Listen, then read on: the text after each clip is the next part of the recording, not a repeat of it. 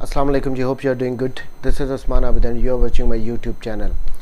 आज हम chapter 2 start करेंगे स्पेसिफिक रिलीफ एक्ट 1877 का। इस चैप्टर में हमें सेकंड टाइप ऑफ रिलीफ बताया गया जो कि हम कोर्ट से क्लेम कर सकते हैं। ये चैप्टर है specific performance of the contracts. Contract से रिलेटेड है, सेक्शन 12 से सेक्शन 30 तक जाता है। ये काफ़ी लेंथी चैप्टर है, बट ये सेकंड टाइप ऑफ रिलीफ है जो कि स्पेसिफिक रिलीफ एक्ट में प्रोवाइड किया गया। अब ये इस चैप्टर को फर्दर आगे डिफरेंट पोर्शंस में डिवाइड किया गया।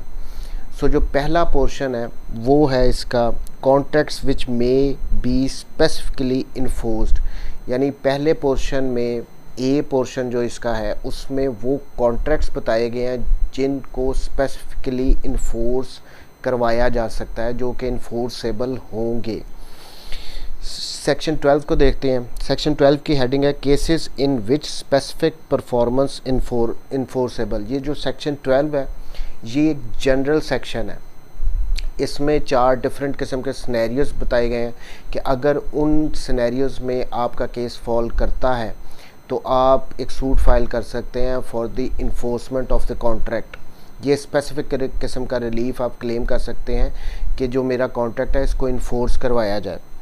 अब ये सेक्शन को पढ़ें तो कहता है except as otherwise provided in this chapter. अब इस लाइन का मतलब ये है, अच्छा देखिए, मैं बार बार ये कहता हूँ कि हमें बेयर एक्ट से पढ़ना चाहिए, उसकी हमें अंडरस्टैंडिंग होनी चाहिए कि जो लाइन है उसका मकसद क्या है। अब इस सेक्शन को, ये एक जनरल सेक्शन है जो डिफरेंट हमें सिनेरियोज बता रहा है। इनके थ्रू हम एक सूट फाइल कर सकते हैं कि जो हमें अगर किसी कॉन्ट्रैक्ट को इन्फोर्स करवाना है। बट ये जो ऊपर लाइन लिखी गई है except as otherwise provided in this chapter, इसका मतलब ये है कि ये सेक्शन तो स्टिल अपनी जगह है, ये तो हमें 4 सिनेरियोज बता रहा है। बट इस चैप्टर में इससे हटकर भी अगर कोई चीज़ बताई गई है, कोई एक ऐसा सेक्शन हो सकता है जो इससे कंट्राडिक्ट कर रहा हो, इसके मुतजाद हो, तो ये अब इस लाइन का मकसद ये है कि अगर तो कोई और इस चैप्टर में सेक्शन बताया गया है जो इससे मुतजाद है तो वो अदरवाइज़ ये जो सेक्शन है एज इट इज़ अप्लाई किया जाएगा। अगर मसलन इसमें जो सिनेरियोज बताए गए हैं अगर उससे कंट्राडिक्टरी कोई और सेक्शन है तो वो ऑब्वियसली अप्लाई होगा। लेकिन अगर कोई एक जो सिनेरियोज बताए गए उससे कोई और सेक्शन इस चैप्टर का कंट्राडिक्ट नहीं कर रहा तो ये सेक्शन 12 अप्लाई होगा। ये इसका मकसद था इस लाइन का। आगे कहता है the specific performance of any contract may in the discretion of the court B enforced, यानी इसने क्लियरली यहाँ पे मेंशन कर दिया है कि जो हम किसी भी कॉन्ट्रैक्ट को इन्फोर्स करवाने के लिए जो सूट फाइल करेंगे, जो दावा फाइल करेंगे, वो इन्फोर्स करवाने की सारी जो पावर है वो कोर्ट के पास जो होगी वो डिस्क्रिशनरी होगी। ये नहीं हो सकता कि अगर हमने ये कहा है कि जी हमारा जो ये दावा है इसको ही इन्फोर्स करवाएं, ये इन्फोर्सेबल है और ये एज इट इज़ इसको इन्फोर्स करवाएं।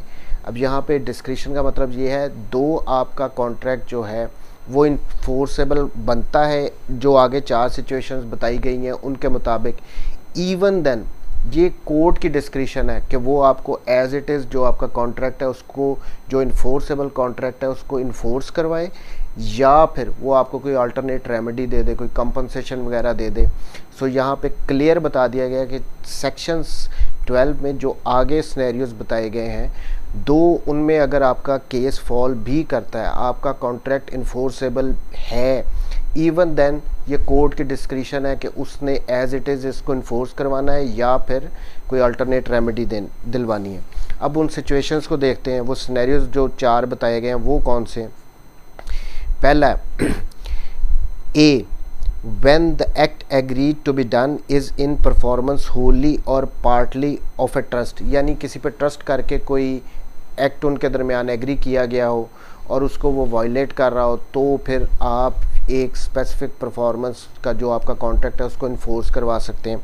अब इसकी जो एक इलस्ट्रेशन दी गई, जो इसकी मिसाल दी गई है वो ये दी गई है कि A hold certain stock in trust for B. B का कोई स्टॉक था जो उसने ए के पास एज ए ट्रस्टी रखवाया था, उनको उनमें कोई ट्रस्ट था तो उसने रखवा दिया।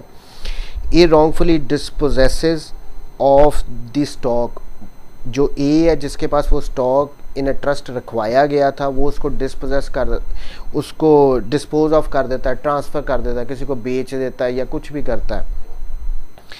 The law creates an obligation on A to restore the same quantity of the stock to B, and B may enforce specific performance in his obligation। तो यहाँ पे जो A है जिसको वो स्टॉक दिया गया था, ये उसकी ऑब्लिगेशन है कि वो स्टॉक जो उसको बेचने के लिए या आगे किसी को देने के लिए नहीं दिया गया था, तो बी उस पर सूट फाइल कर सकता है कि आप मुझे मेरा स्टॉक वापस दो, और कोर्ट ये कॉन्ट्रैक्ट इन्फोर्सेबल होगा, और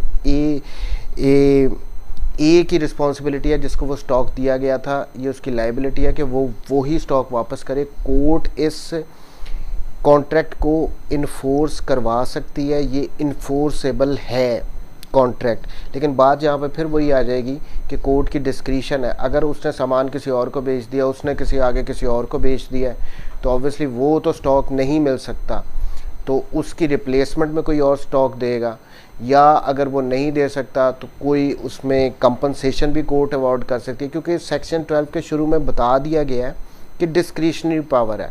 बट ये अगर आपका केस ट्रस्ट की कैटेगरी में फॉल करता है तो कॉन्ट्रैक्ट इन्फोर्सेबल होगा, करवाया जा सकता है अंडर सेक्शन 12।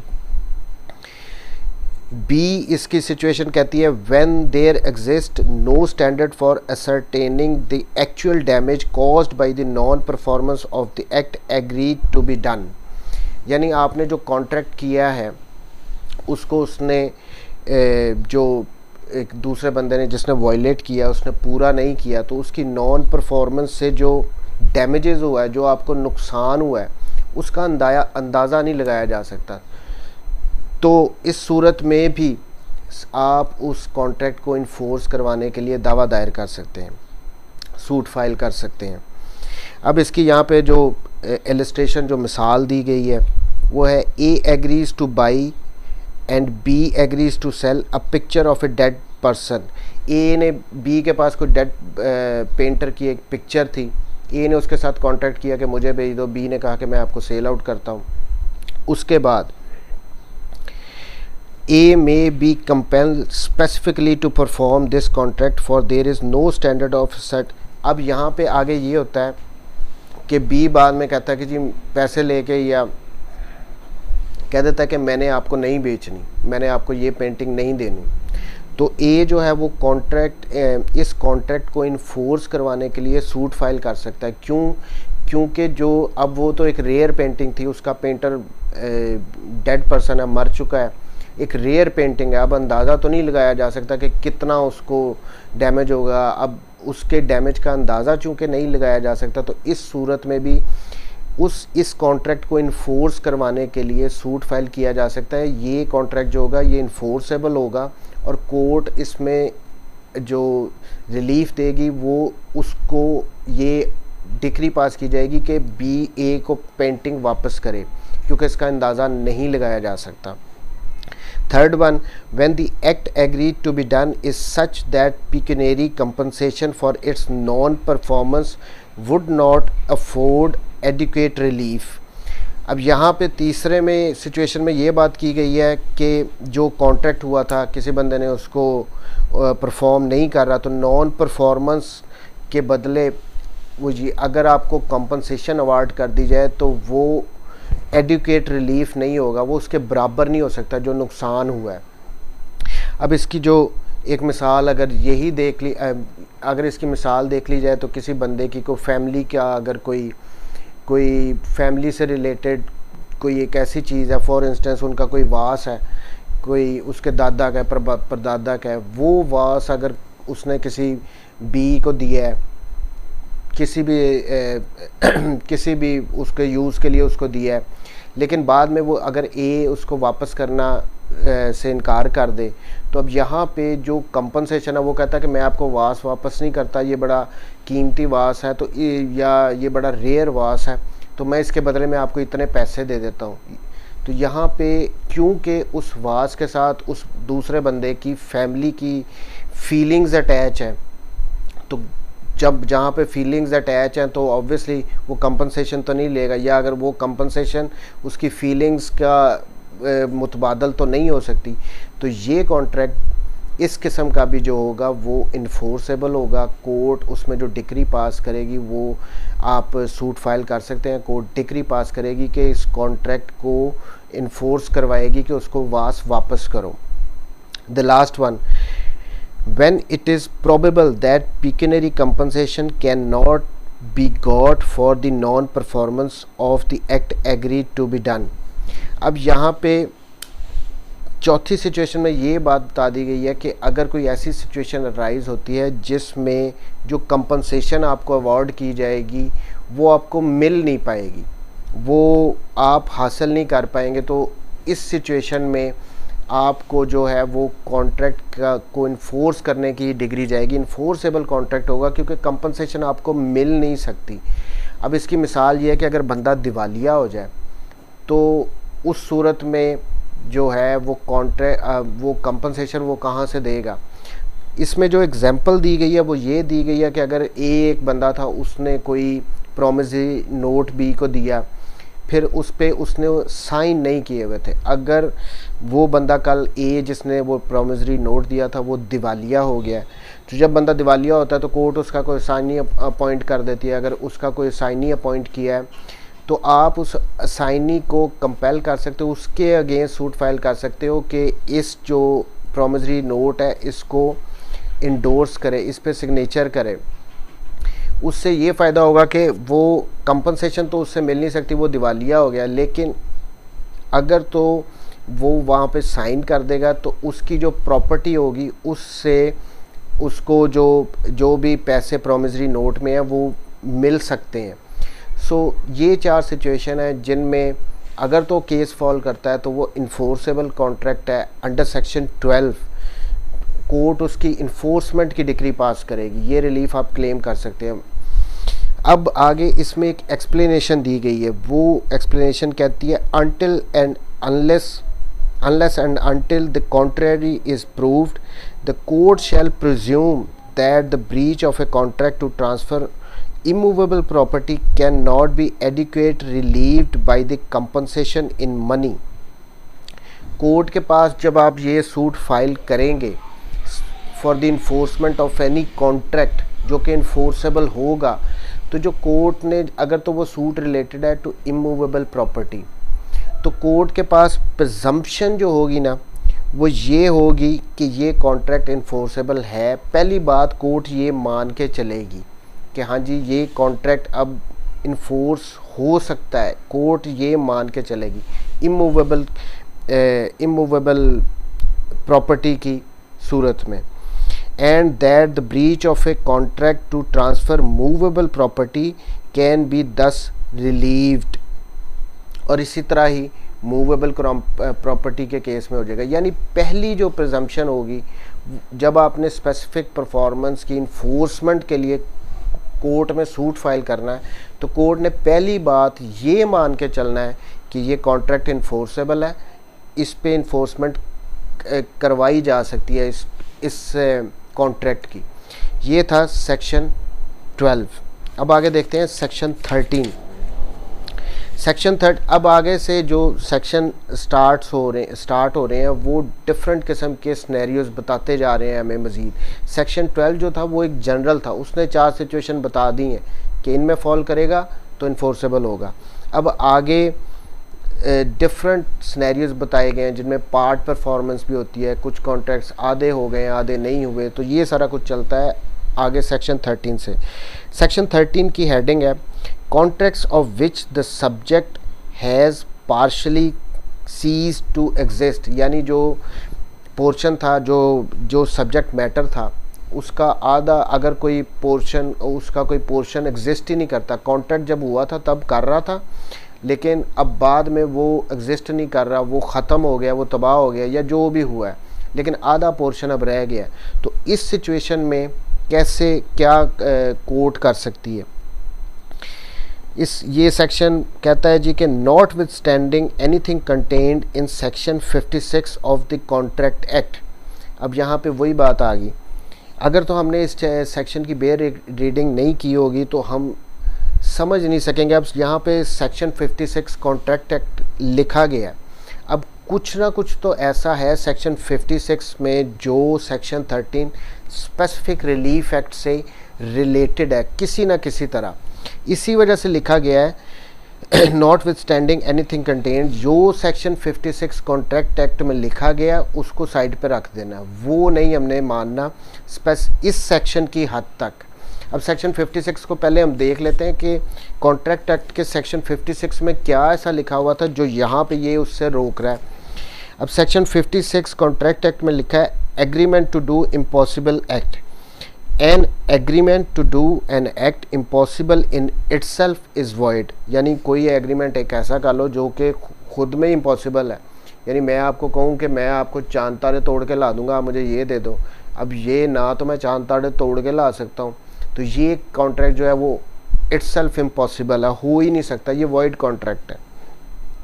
दूसरी सिचुएशन कह रहा है जी contract to do act afterwards becoming impossible और अनलॉफुल, यानी कोई कॉन्ट्रैक्ट जब आपने किया गया था तब तो वो पॉसिबल था, लेकिन वो बाद में वो कॉन्ट्रैक्ट या तो इम्पॉसिबल हो गया या फिर वो कॉन्ट्रैक्ट अनलॉफुल हो गया है, यानी कानून ने उस पर कोई कदगन लगा दी है। जब वो बना था तब ठीक था, बाद में अब वो कॉन्ट्रैक्ट जो है वो अगर अनलॉफुल हो गया।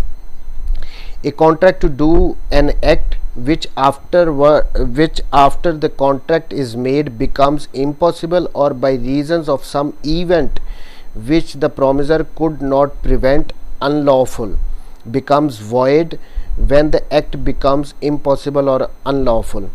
सीधी सी बात सेक्शन 56 में ये बता दिए कि अगर कोई कॉन्ट्रैक्ट किया गया जो तो या तो है इम्पॉसिबल, या जब किया था तब वो पॉसिबल था बाद में इम्पॉसिबल हो गया, या जब किया था तब लॉफुल था बाद में लॉफुल हो गया, या जब किया था उसके बाद कोई ऐसा इवेंट हो गया है जो करने वाले के इख्तियार में नहीं था, उसने जानबूझ के नहीं किया, लेकिन वो कोई ऐसा इवेंट हो गया जिसकी वजह से वो उसकी परफॉर्मेंस उस कॉन्ट्रैक्ट की नहीं की जा सकती, तो वो कॉन्ट्रैक्ट वॉइड हो जाएगा, उस पर उसकी परफॉर्मेंस नहीं हो सकती। ये सेक्शन 56 ने कहा था। अब हमें समझ आ गई है कि सेक्शन 56 क्या है। अब सेक्शन 13 की तरफ आ जाते हैं वापस। ये कहता है a contract is not wholly impossible of performance because a portion of its subject matter existing at its date has ceased to exist at the time of its performance. मतलब ये है कि ये यहाँ पे ये कह रहे हैं कि अगर कोई एक कॉन्ट्रैक्ट जो हुआ था, जब कॉन्ट्रैक्ट हुआ था तो जिस सब्जेक्ट में मैटर से रिलेटेड वो कॉन्ट्रैक्ट किया गया था तब वो सब्जेक्ट मैटर एग्जिस्ट कर रहा था, लेकिन बाद में कुछ ऐसे इवेंट हुए जिसकी वजह से वो सब्जेक्ट मैटर पूरी तरह से या उसका कोई पोर्शन एग्जिस्ट नहीं कर रहा, वो ख़त्म हो गया, तबाह हो गया, तो इस सूरत में उस कॉन्ट्रैक्ट को इन्फोर्स करवा दिया जाएगा। अब सेक्शन 14-15 जो आगे हैं वो इसी से रिलेटेड है, ये पार्ट परफॉर्मेंस से रिलेटेड है ये सेक्शन। अब हमने कॉन्ट्रैक्ट एक्ट में 56 में तो पढ़ लिया कि अगर कोई ऐसा इवेंट हो गया कि इम्पॉसिबल हो गया तो वो कॉन्ट्रैक्ट वाइड हो जाएगा, वो इन्फोर्स नहीं करवाया जा सकता। ये सेक्शन अब सेक्शन 56 की एक एक्सेप्शन है, यहाँ पे कह दिया गया कि जी कि नहीं ऐसे नहीं होगा।